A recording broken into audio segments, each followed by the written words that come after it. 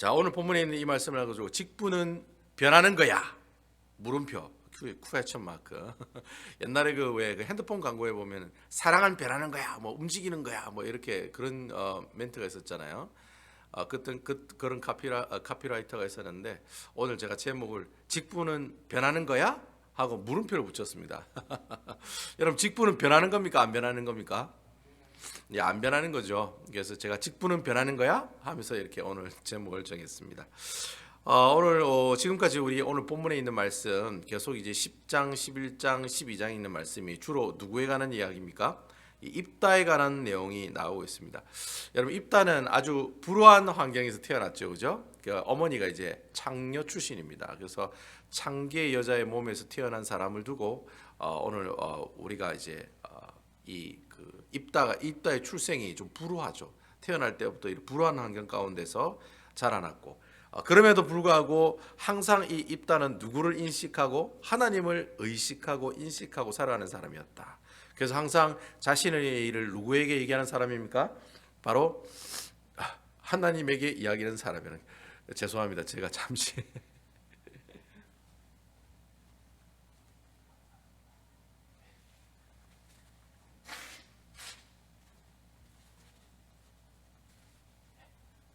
아유 우리 방송 보시는 분은 갑자기 목사님 사라져서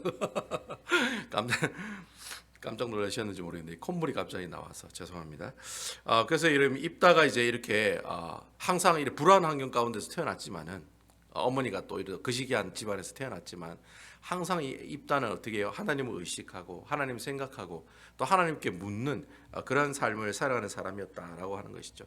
그래서 특별히 이제 이게 뭐 아시다시피 여러분 입다라고 하는 사람이 뭐 잡류와 함께 이렇게 어울리고 이렇게 창기 이런 어머니가 이렇게 또 이렇게 좋지 않은 가운데 이렇게 태어난 불안한 환경에서 태어났지만 하지만 이 입다가 이 아몬 족속이 쳐들어왔을 때 야 길앗 땅 내놔라고 얘기하니까 이 입다가 뭐라고 얘기합니까? 처음부터 끝까지 A B C D E F G 왜 우리가 길앗 땅을 나가면 안 되는지 역사적인 그런 관점으로 또 신학적인 관점까지 하나님이 옛날에 우리에게 이거 줬다. 아모리 족속을 물리쳐가지고 우리가 이 땅에 300년 전부터 거하고 있었다. 근데 이 땅을 달라고 하니까 참 황당하다. 그렇게 아주 막 말빨로 입다가 이 말빨로 이 암몬 족속을 어떻게 해요?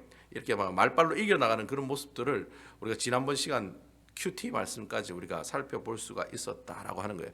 이때까지만 해도 우리가 입다를 보면 사실 이 입다가 히브리서 11장에 보면 믿음의 인물 가운데 이름이 나옵니다. 입다가 보시면 깜짝 놀래요. 저도 보고 깜짝 놀랐습니다. 이런 사람이 믿음의 반열에 올라가는 사람으로 올라갈 수 있을까? 일단 뭐 거기까지 봤을 때는 제가 볼 때는 충분히 그 시대 때 불우한 환경 가운데서 하나님을 인식하고 의식하고 하나님만 바라보고 그렇게 하나님의 이름으로 하나님 큰 사역들을 감당했을 때 나름대로 또 믿음의 반열에 올라갈 수 있는 사람이다라고 할 수 있을 것 같아요. 그때까지만 해도 이 입다는 그나마 그래도 사사의 직분은 잘 감당하고 있다. 뭐 소소하다. 뭐 그 정도면 됐다. 뭐 이전에 있는 기도원은 뭐 우상도 숭배하고 그랬지 않습니까? 근데 입다는 뭐 그런 우상 숭배하는 것도 없고 일단 뭐 전체적으로 봤을 때 B는 받지 않았을까? B 제로는 B 마이너는 받지 않았나? 저는 뭐 개인적으로 그렇게 생각을 합니다.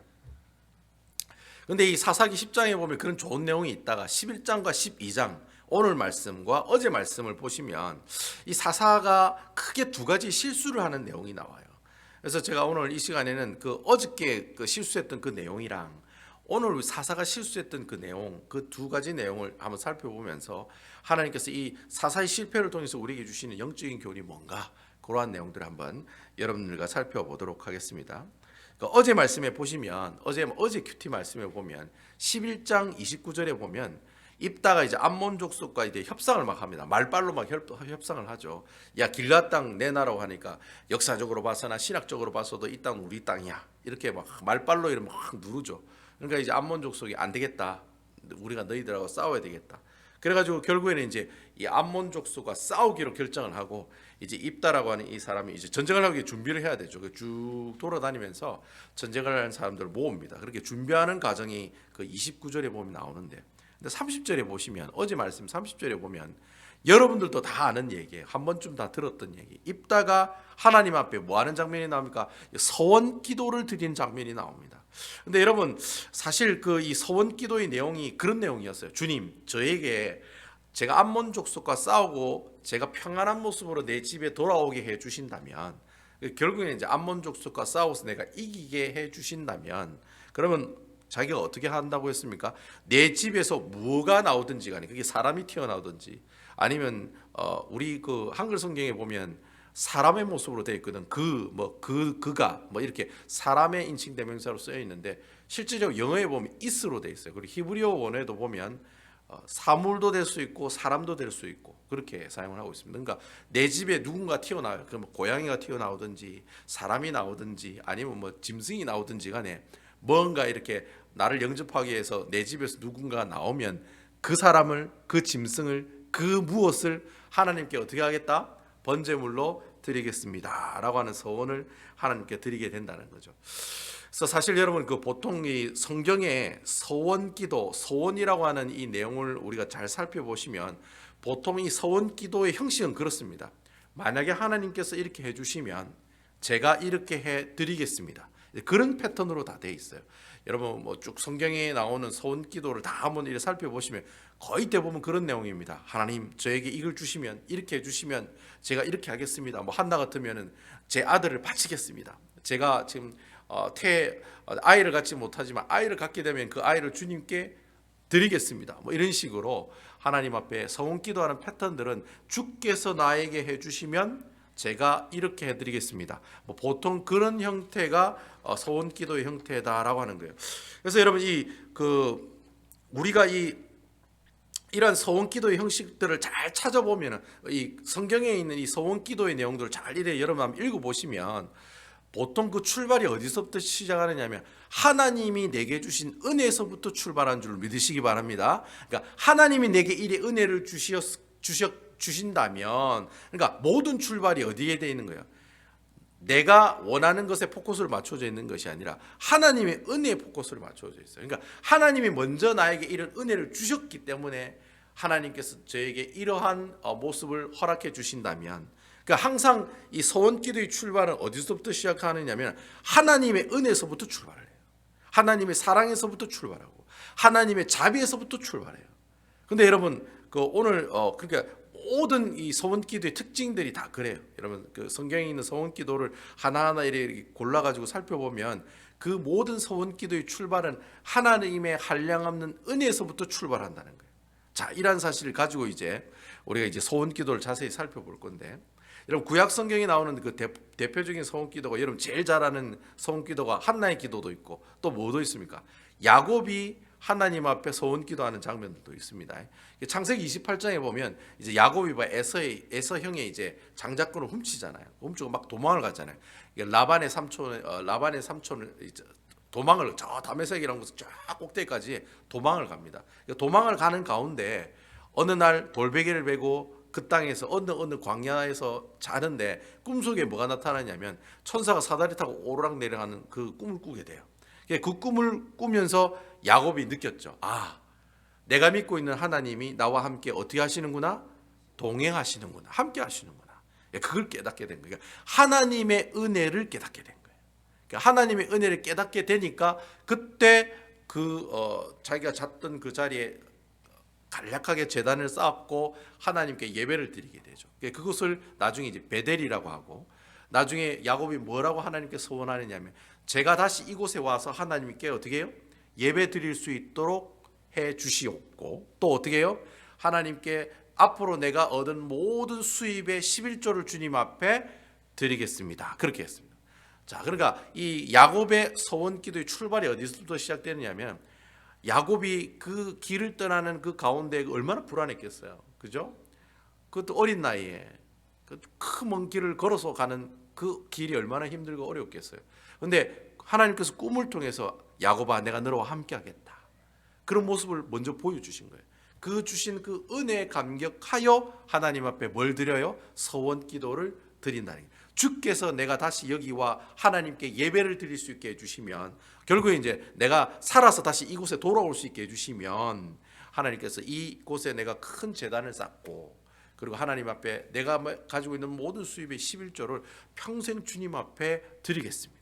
그렇게 이제 하나님께 서원 기도를 드리는 장면을 우리가 찾아볼 수가 있다는 거예요. 그러니까 야곱이 하나님께 드린 그 모든 기도의 포커스는 누구에게 있어요? 하나님의 은혜 가운데 있다는 거예요. 여러분 아멘입니까?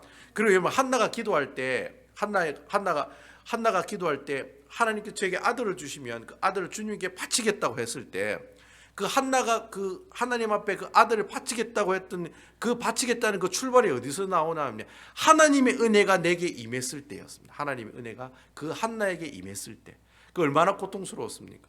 그 아이를 낳지 못한다는 그런 어떤 많은 사람들에게 왕따를 당하는 그런 상황 가운데 있는 그 여인이 하나님의 은혜를 경험하는 게 돼요. 하나님의 은혜를 경험하게 되는 거예요. 기도하는 가운데. 그래서 하나님의 은혜를 경험하면서 그가 하나님 앞에 서원한 기도가 바로 그거예요.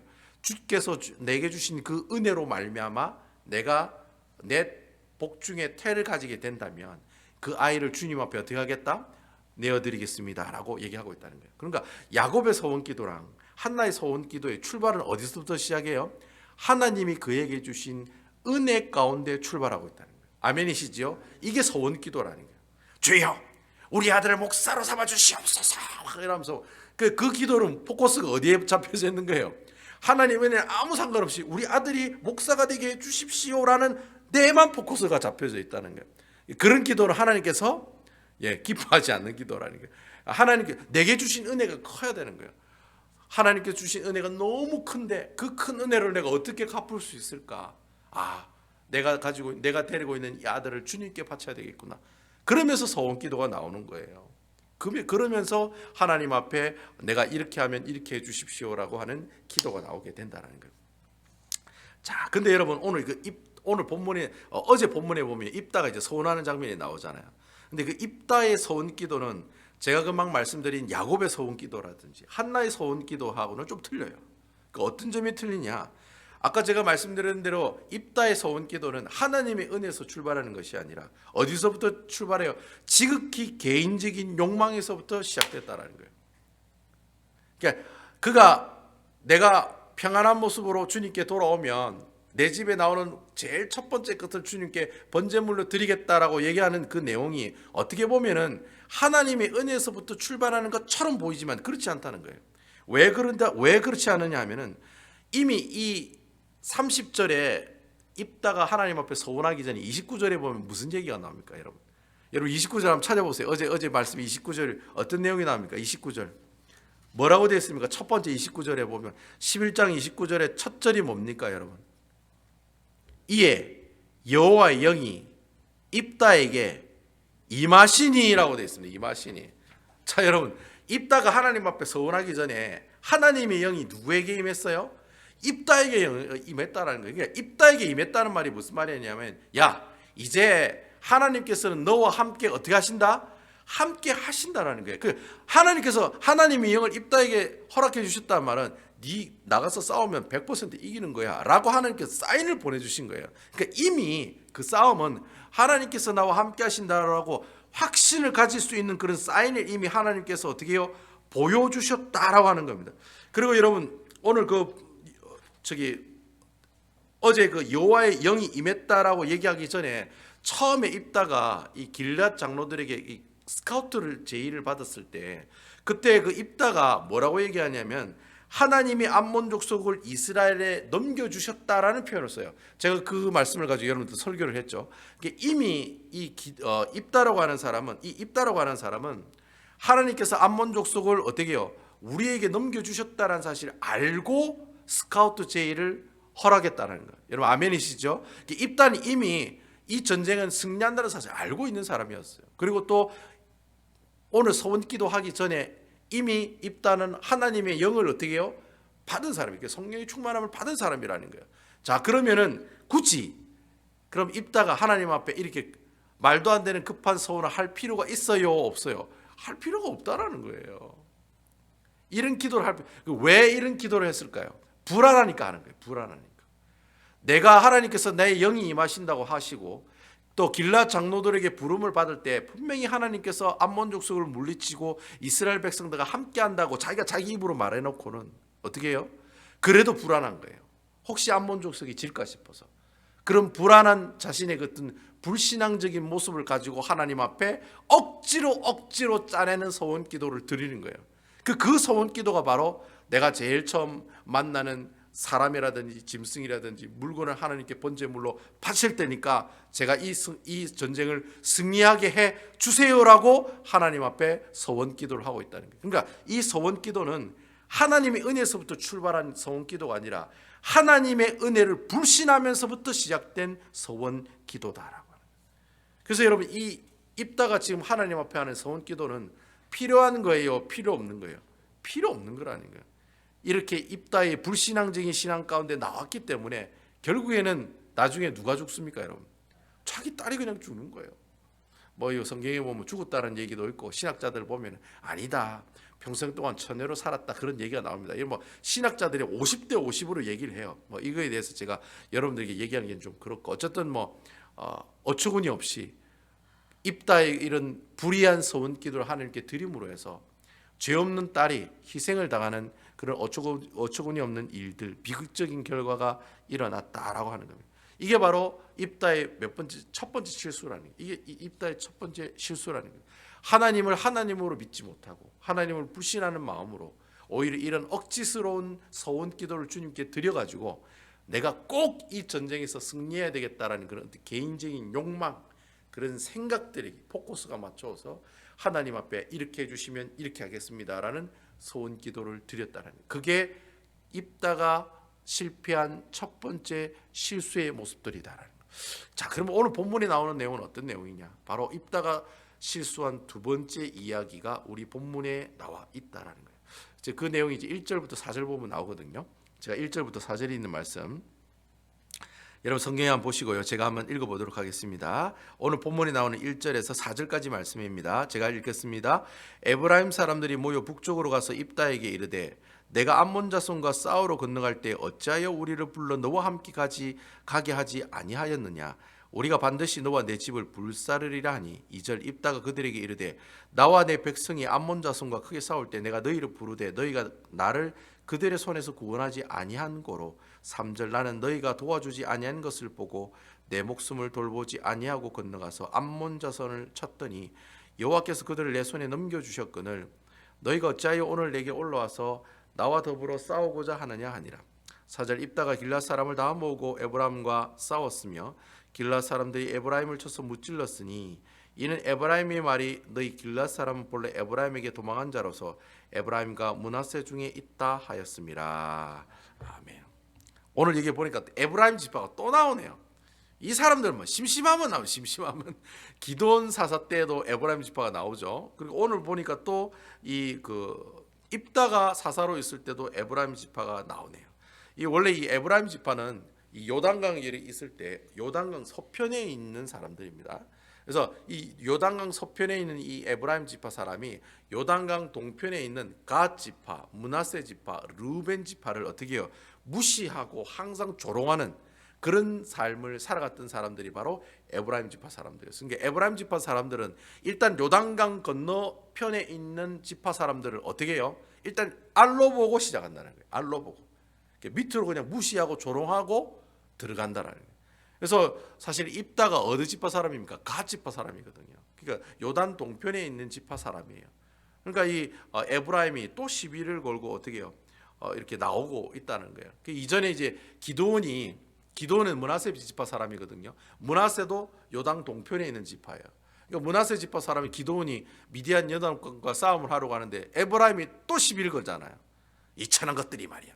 원래 태생 천한 것들이 어떻게 또 미디안 연합군과 싸우러 가는데 우리한테 보고도 안 해. 어떻게 그럴 수가 있어? 이러면 시비를 걸잖아요. 그러니까 이제 기드온은 그때 말빨로 화려한 말빨로 어떻게 합니까? 화려한 말빨로 그 에브라임 사람들의 진노를 누구들이죠. 근데 여러분 오늘 이 입다가 사사로 있었을 때 이 에브라임 지파는 어떻게 얘기합니까? 똑같이 이제 협박하는 거예요.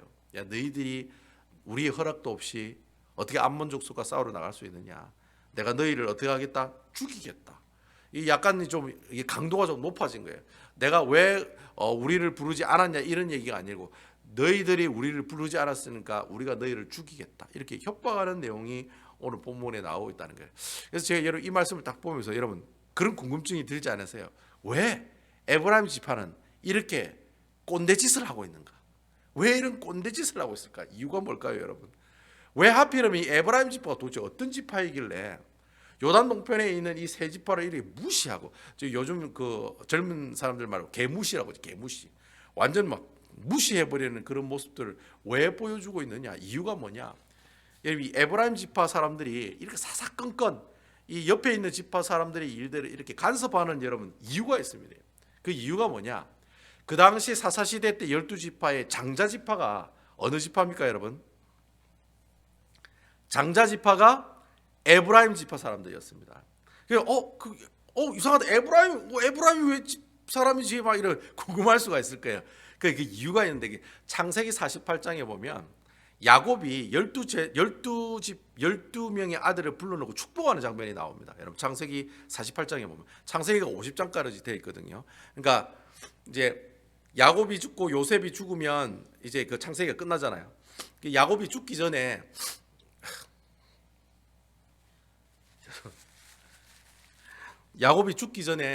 이 12명의 아들을 불러놓고 이제 막 이렇게 축복을 해요. 근데 축복할 때 그때 장자를 누구로 세우는지 이제 결정을 하게 돼요.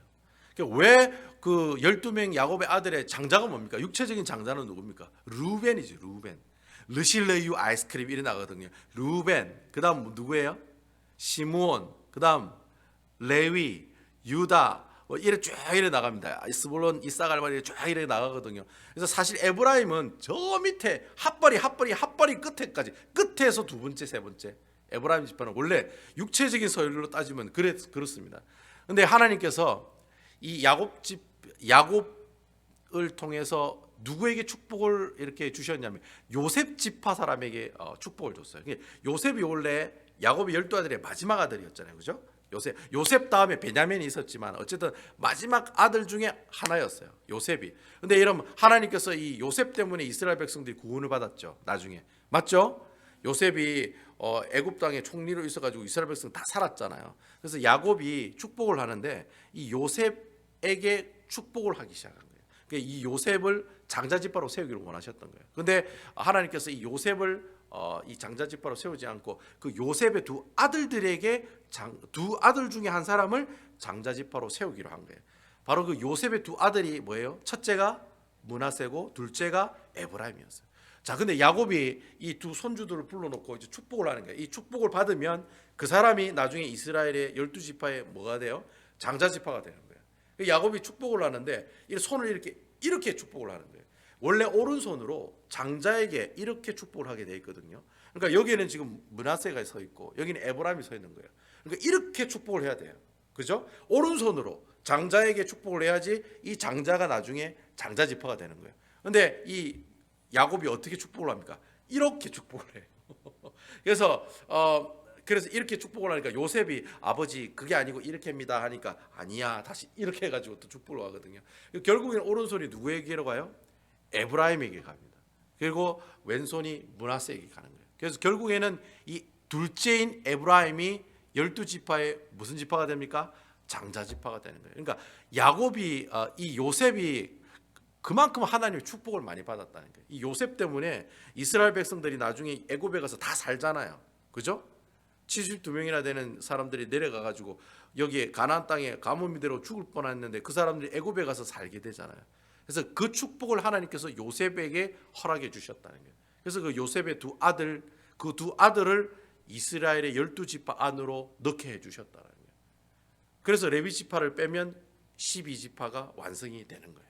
그래서 그때부터 에브라임 지파가 이스라엘이 12지파의 장자 지파가 된 겁니다. 루벤 지파가 시몬 지파가 유다 지파가 장자가 된 거 아닙니다. 에브라임 지파가 그 당시 장자 지파였어요. 자, 여러분 이스라엘이 요단강을 건너서 가나안 땅에 막 이렇게 정복하러 가는 얘기가 어디에 나옵니까? 여호수아서에 나오죠. 여러분 여호수아가 어느 지파 사람입니까? 에브라임 지파 사람. 자, 그러면 여러분 상식적으로 생각해 보세요. 하나님께서 모세의 후계자로 여호수아를 세웠는데 그 여호수아가 에브라임 지파야. 장자 지파인 에브라임 지파야. 근데 그 여호수아가 그 가나안 땅에 있는 모든 땅을 다 어떻게 합니까? 다 정복하는 거예요. 자, 그러면 에브라임 지파가 기세가 등등하겠습니까? 아니면 은매 기주고 하겠습니까? 기세가 등등하다는 거예요. 왜냐하면 봐라, 우리 여호수아가 우리 지파 사람 아니냐? 여호수아 아니었으면 이 가나안 땅 7족속 누가 다 이길 수 있겠느냐고. 여호수아가 있기 때문에 어떻게 해요? 이 가나안 땅을 우리가 다 정복할 수 있었다는 거예요. 그러니까 여러분, 여호수아가 죽기 전까지는 에브라임 지파가 완전 갑이었습니다. 갑. 예? 완전 갑질 중에 갑이었습니다. 근데 여러분, 여호수아가 죽었어요. 자, 여호수아가 죽고 난 다음에 누가 세워집니까? 누가 세워지죠? 사사가 세워지잖아요. 근데 여러분, 참 재밌는 게 여호수아가 죽고 나면은 사사는 어디에서 나오는 게 맞습니까, 여러분? 에브라임 지파에서 나오는 게 정석이라는 거예요. 왜냐하면 장자 지파니까. 근데 하나님께서 에브라임 지파의 사사가 처음에 안 나옵니다. 어디 지파에서 나옵니까? 여러분, 첫 번째 사사 이름이 뭡니까? 온넬이잖아요. 온넬. 온넬이 어디 지파 사람입니까? 유다 지파 사람이에요. 그리고 온넬이 죽고 난 다음에 왼손잡이 에훗. 에훗은 어느 나라 지파입니까? 베냐민 지파 사람이에요. 예? 자, 여기까지 가니까 에브라임 지파 사람이 열 받겠어요? 안 받겠어요? 열 받지요. 원래는 내가 서열 1인데 우리 지파 가운데서 사사가 나와야 되는데 계속해서 우리 지파에서 사사가 안 나오는 거예요. 그러다가 한 번 나왔어요. 드보라. 드보라는 에브라임 지파거든요. 근데 드보라는 여자야. 뭐가 좀 위신이 좀 안 서는 것 같아요. 그리고 드보라가 끝나고 난 다음에 어떤 사사가 나옵니까? 기드온이 나오잖아요. 근데 기드온은 어느 지파 사람이에요? 므낫세 지파 사람이에요. 그러니까 므낫세는 에브라임 형인데 사실 므낫세보다 원래 훨씬 더 서열이 높은 지파가 에브라임 지파거든요. 근데 므낫세 지파에서 기드온 사사가 나왔으니까 에브라임 지파 사람들이 이 기드온을 싫었겠어요, 좋아했겠어요? 당연히 싫어한다는 거예요. 그래서 여러분, 그 기드온이 전쟁하러 나갈 때 왜 안 불렀냐고 얘기한 이유가 바로 거기 나오는 거예요. 서로 형제 지파잖아요. 므낫세하고 에브라임 서로 형제잖아요. 그럼 형한테 그러는 거예요. 아, 왜 우리 안 불렀냐고, 우리가 장자 지파인데 왜 안 불렀냐고 그렇게 따지는 거예요, 에브라임 지파가. 자, 그럼 기드온이 그래가 또 죽었어요. 그 또 누가 세워졌습니까? 기드온 다음에 오늘 나오는 입다가 세워졌다는 거예요. 입다는 어디 지파 사람이에요? 갓 지파 사람이네요. 근데 갓 지파 사람은 요단 동편에 있어요, 서편에 있어요? 요단 어디예요? 요단 어디에 있어요? 동편에 있는 사람들이라니까. 그러니까 원래 에브라임 지파 사람, 요단 동편에 있는 사람 다 싫어했거든요. 근데 싫어하는 그 갓 지파에서 또 입다가 나왔다는 거예요. 자, 그러니까 에브라임 지파가 열 받겠어요, 안 받겠어요? 열 받는다. 그래서 여러분, 에브라임 지파가 꼰대짓을 하는 거예요. 계속해서 시비를 거는 이유가 바로 그런 역사적인 배경 때문에 에브라임 지파가 꼰대짓을 부린다는 거예요. 여러분, 이 에브라임 지파가 이 꼰대짓을 언제까지 할까요? 나중에 언제까지 할까요? 솔로몬이 죽고 난 다음에 남유다와 북이스라엘이 세워지잖아요. 그 북이스라엘이 누구 때문에 만들어지는 겁니까? 바로 에브라임 지파 때문에 만들어진 거예요. 에브라임 지파가 장자 지파니까 그때도 에브라임 지파가 10지파를 모은 거예요. 그리고 그 10지파와 함께 누구를 반역한 거예요? 바로 솔로몬의 아들 르호보암을 반역한 거예요. 누가? 여로보암이.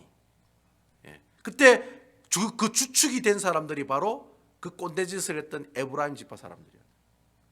그리고 밑에 남유다는 누구하고 합쳤습니까? 베냐민이랑 유다 지파만 합쳐지고 나머지 10지파는 어디예요? 다 에브라임이 야, 내 밑으로 다 집합해. 그 에브라임이 그래 꼰대짓을 한 거예요. 자기가 장자 지파니까. 그러니까 10지파 모아가 만든 나라가 북이스라엘이고, 그리고 나머지 베냐민과 유다 지파 두 지파만 모아서 만든 나라가 남유다라는 거예요. 그래서 여러분, 나중에 사무엘상하나 열왕기상하 같은 역대상하 읽어보시면, 역대상하를 보시면 에브라임 지파에 대한 욕들이 굉장히 많이 나와요. 왜냐하면 그 에브라임 지파 때문에 북이스라엘이 망했거든요. 우상숭배 때문에. 모든 우상숭배의 원흉이 어디서 나오느냐?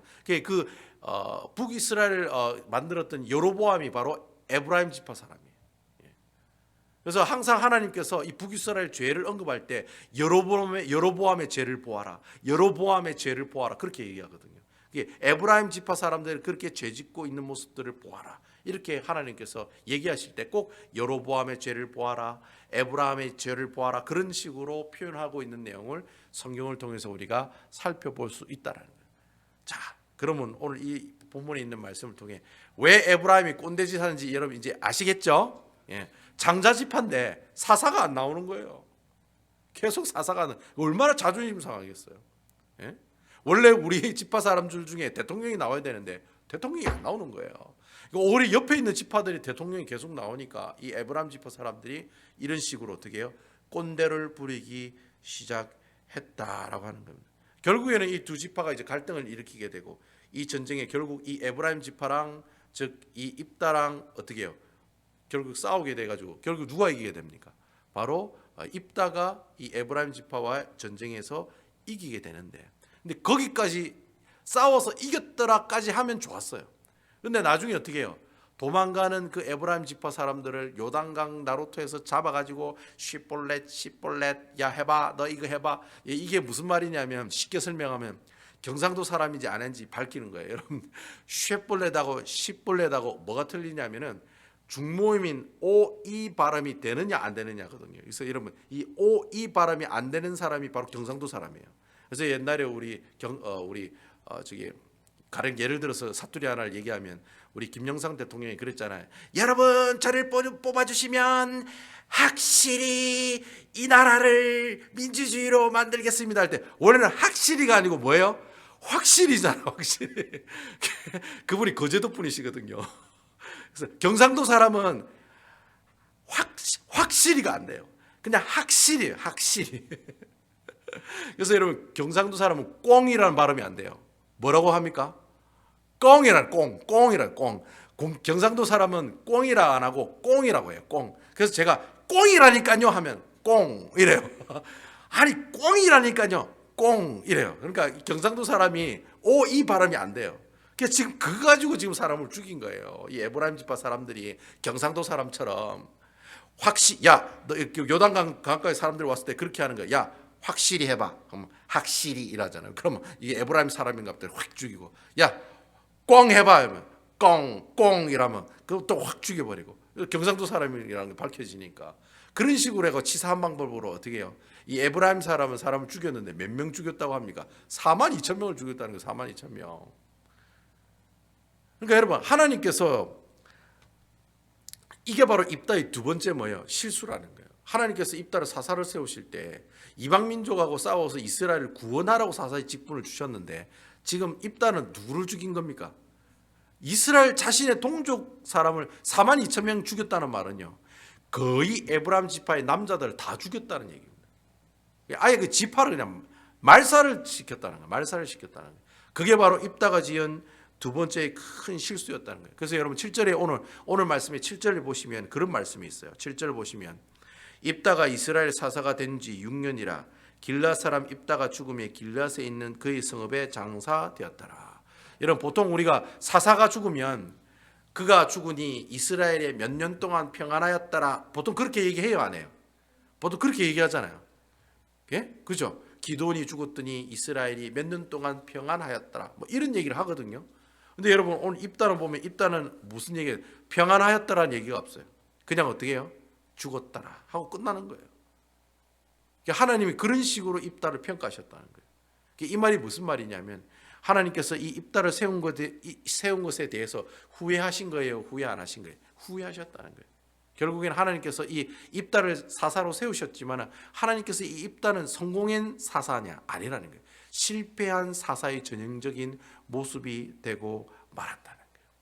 그래서 입다가 6년 동안 이렇게 다스리면서 평안했다는 말을 써야 되는데 그 말을 안 쓰시는 거예요. 아니, 자기 동족을 42,000명이나 죽였는데 평안한 사람이 어디 있겠어요? 여러분, 평안하시겠어요? 형제 있는 형제들 다 죽였는데 6년 동안 살았는데 평안하였더라. 그렇게 얘기하는 사람이 어디 있겠어요? 자기 동족을, 자기 형제를 다 죽였는데. 하나님께서 이 입다의 사사의 직분을 어떻게 해요? 결국에는 성공의 케이스로 삼으신 것이 아니라 바로 이 실수로 말미암아서 어떻게 해요? 결국에는 실패로 끝난 사사의 모습을 오늘 이 말씀을 통해 우리에게 보여주고 계신다라는. 제가 이 말씀을 보면서 사실 이런 직분이라는 것이, 이 사사 직분이라는 것을 누가 주시는 겁니까? 하나님이 주시는 것이죠. 아멘입니까? 하나님이 신적인 계시로 그 사람에게 하나님께서 허락해 주시는 것이 바로 이 사사라고 하는 직분이에요. 그래서 여러분, 이 사사라고 하는 직분은 절대로 군림하는 자리가 아니라 어떤 자리예요? 섬기는 자리인 줄 믿으시기 바랍니다. 사사의 직분은 군림하는 자리가 아니에요. 섬기는 자리예요. 그리고 사사의 직분은 교만한 자리가 아니라 어떤 자리예요? 겸손한 자리라는 거예요. 여러분 입다가 처음에는 정말 겸손했습니다. 하나님을 항상 의식하고 하나님을 생각하고 항상 하나님 앞에 물어보고 기도하는 사람이었어요. 그래서 항상 그런 겸손한 사람이었어요. 하나님의 말씀에 겸손한 사람이었어요. 그래서 하나님께서 그 사람을 사사로 세우셨다는 거예요. 그런데 여러분 하나님께서 그가 사사가 되고 난 다음 그 이후부터 문제가 생긴 거예요. 분명히 하나님의 영이 함께 하시고 암몬 족속을 하나님께서 붙여주신다고 분명히 입다에게 많은 사인을 허락해 주셨는데도 불구하고 그는 암몬 족속을 이기기를 원했던 거예요. 그 이기기 원했던 그 마음이 앞서서 하나님 앞에 두 가지 죄를 짓는 거예요. 첫 번째는 무리한 서원 기도를 통해 자신의 딸이 죽임을 당하는 그런 비참한 역사가 첫 번째 일어나고, 두 번째는 자신의 동족인 에브라임 지파 사람들 42,000명이나 죽이는 그런 살인의 참으로 피바다가 되는 그런 어떤 비참한 역사를 창출해 나가는 그런 사람이 되고 말았다는 거예요. 기드온은 우상을 숭배하는 사사가 되었고 입다는 자기 동족을 죽이는 그런 사사가 되고 말았다라는 거예요. 결국 여러분 이 사사기에 나오는 이 사사의 직분을 보면은 점점 후반부로 갈수록 그 사사의 모습이 어떻게 되고 있는 모습을 볼 수가 있습니까? 원래 사사가 가지고 있는 경건한 모습들은 사라지고 점점 그 사사가 어떻게 해요? 후반부로 가면 갈수록 그 직분의 모습들이 변질되는 모습들이 나타나고 있다라는 거예요.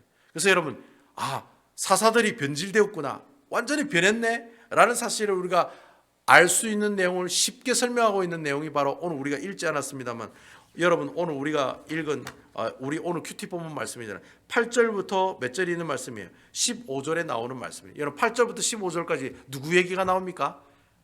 사사에 관한 얘기가 나와요. 소사사 세 사람에 관한 얘기가 나와요. 바로 입산이라고 하는 사람과 엘론이라고 하는 사람과 압돈이라고 하는 이 세 사람의 소사사가 나와요. 이 소사사 얘기가 끝나고 난 다음에 누가 나옵니까? 마지막 이스라엘의 사사인 삼손이 나온다는 거예요. 그러니까 여러분 이 오늘 본문에 나오는 뭐 입산이라든지 엘론이라든지 압돈이라고 하는 이 소사사는 전형적인 어떤 사람이냐면은 하나님께서 사사라의 직분을 허락해 주셨지만 원래 사사의 직분은 다 잊어버리고 오히려 그 사사라고 하는 직분을 가지고 잘 먹고 잘 살았던 사람들, 하나님이라고는 아무 상관없이 잘 먹고 잘 살았던 사람들, 자신이 가지고 있는 권력을 가지고 떵떵 누리면서 살아갔던 사람들, 자식에게 자신의 재산 다 세습하면서 살아갔던 사람들, 그리고 자신이 가지고 있는 수많은 자녀들에게 재물을 남겨주고 그 재물을 가지고 누리며 살아갈 수 있었던 정도의 부를 누리고 살아갔던 사사들.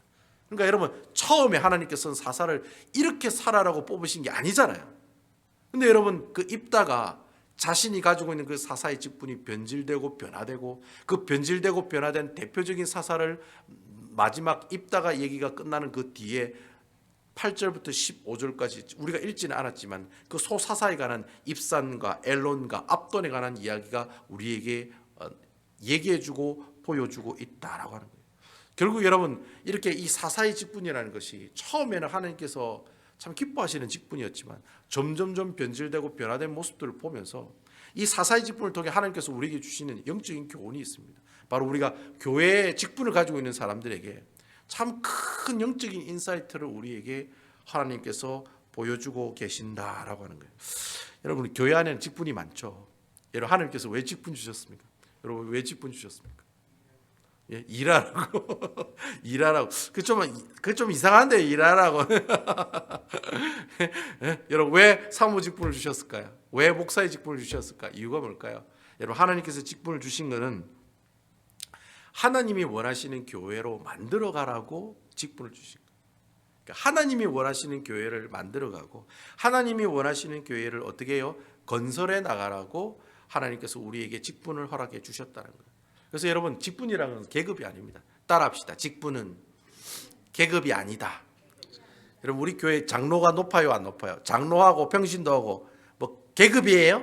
뭐 평신도는 저 밑에고 내가 장로가 되려면 말이야 20년 동안 뺑이를 쳐야지 내가 될 수가 있어. 뭐 이렇게 그래 얘기하면 그 여러분 그 직분이 계급이에요? 아니면은 진짜 일하는 직분이에요? 계급이 되고 만다는 거예요.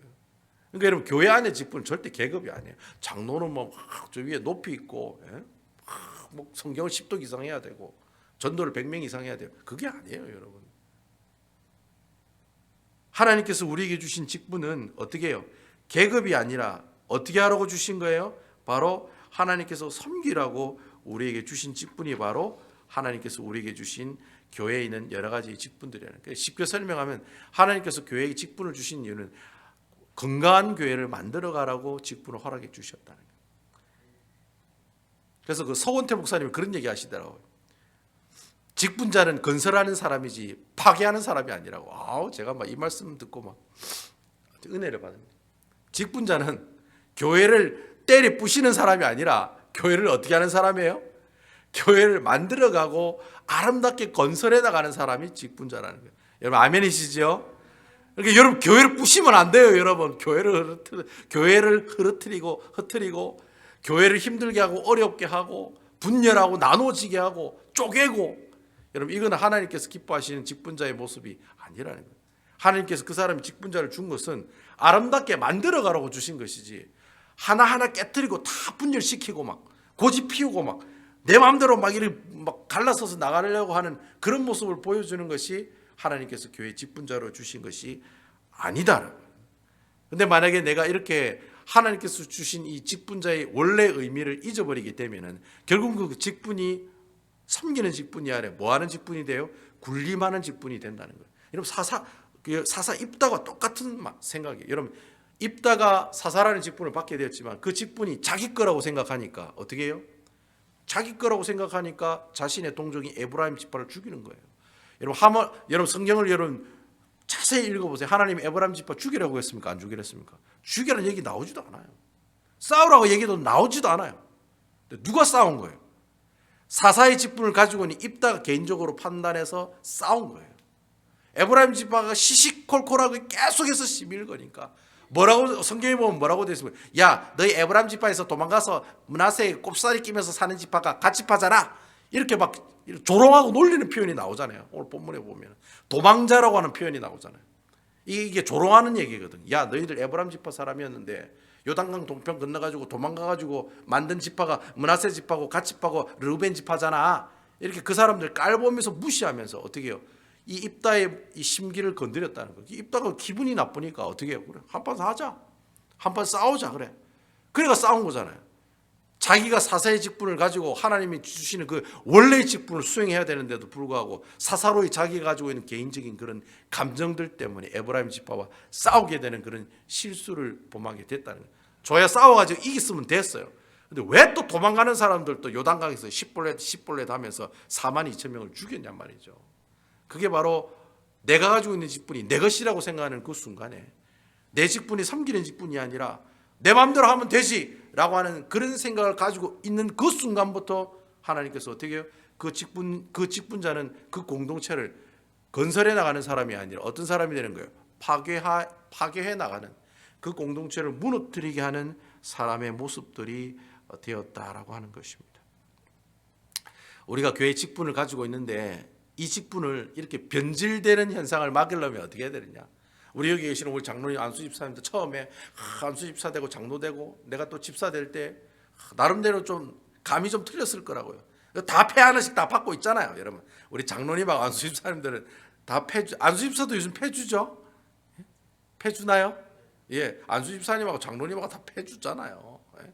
여러분 그 폐를 받을 때는 내가 장로 직분을 잘, 안수 집사 직분을 잘, 권사 직분을 잘 섬기겠습니다. 그런 마음이 있다가도 나중에 시간이 지나면 어떻게 해요? 그 직분이 섬김의 자리가 되는 게 아니라 굴림의 자리가 된다는 거예요. 어떻게 네가 내 말을 안 들을 수가 있어? 어떻게 내 말대로 그렇게 순종하지 않을 수가 있어? 그 여러분 가지고 있는 직분이 섬김의 직분이 되는 게 아니라 계급이 돼가지고 그 사람을 굴림하고 괴롭히는 그런 직분의 자리가 되고 만다라는 거죠. 그럼 우리 직분이 이렇게 변질되지 않으려면 어떻게 해야 되느냐? 이런 방법은 하나밖에 없어요. 자, 따라합시다. 하나님의 말씀을 가까이 하고 하나님의 음성을 매일 듣는 것이 바로 방법입니다. 내가 가지고 있는 직분이 변질이 되지 않으려면 이 입다처럼 이 가지고 있는 사사의 직분이 하나하나 이렇게 바뀌어지지 않으려면 항상 내가 하나님의 음성에 귀를 기울이는 사람이 되어야 돼요. 입다가 29절에 보면 여호와 영이 한 번만 임하는 것이 아니라 매일매일 임해야 돼요. 여러분 아멘입니까? 매일 성령 충만해야 돼요. 매일 한 번만 성령 충만하면 안 되고 매일 성령 충만해야 돼요. 매일 성령 충만하려면 내가 어떻게 해야 됩니까? 매일 하나님 말씀을 읽고 매일 하나님 말씀을 묵상하고 매일 하나님 말씀대로 순종하려고 애쓰는 모습들이 우리에게 나타나야 된다. 그러니까 내 직분이 변질되고 바뀌게 되는 그 순간이 어떤 순간이냐? 하나님의 말씀에 귀를 기울이지 않을 때, 하나님 말씀을 듣지 않을 때, 하나님 말씀을 읽지 않을 때, 하나님 말씀을 묵상하지 않을 때 그런 일들이 일어나게 된다. 저는 여러분들이 오늘 이 입다가 우리에게 주시는 정말 직분이 변할 수 있어? 라는 질문에 여러분 아니야, 내가 가지고 있는 직분은 절대 변할 수가 없어 라는 그런 고백들이 있는 모습들이 있기를 주님의 이름으로 축원을 드리겠습니다. 여러분 입다가 잘 나가다가 나중에 그 직분이 변질되는 모습들을 보면서 여러분 이 입다의 이야기가 내가 가지고 있는 그 직분 자리 위치에서 내가 정말 잘 하고 있는지를 한번 뒤돌아보는 시간을 가졌으면 좋겠어요. 목사도 마찬가지예요. 목사인 저도 목사의 직분 가운데서 정말 하나님 앞에 바로선 그 목회의 직분을 감당하고 있는가? 내가 장로의 직분으로, 권사의 직분으로, 안수집사의 직분으로, 집사의 직분을 가지고 내가 섬기고 있는데 이게 정말 교회를 건설해 나가고 만들어가는 그런 자리에 꾸준히 내가 연결해서 변질되지 않은 나의 직분으로 섬기고 있는가? 여러분 오늘 이 말씀을 통해서 한번 생각을 해보시고 혹여나 그러한 삶을 살아가지고 있지 못한다고 하시면 하나님 앞에 주여 하나님의 귀한 음성이 내게 들리게 하시고 아멘이시지요? 하나님의 말씀이 내 입을 떠나지 않게 하시고 하나님의 성령의 충만함이 내 영혼 가운데 떠나지 않게 해주시사 내가 매일 주의 말씀을 통해 하나님을 섬기고 희생하는 아름다운 이 직분을 주님 부르시는 그날까지 잘 간직하면서 이 교회를 아름답게 우리 베다니 교회를 아름답게 만들어 가시고 건설해 나가시는 아름다운 우리 직분자들 다 되시기를 주님의 이름으로 축원을 드리겠습니다.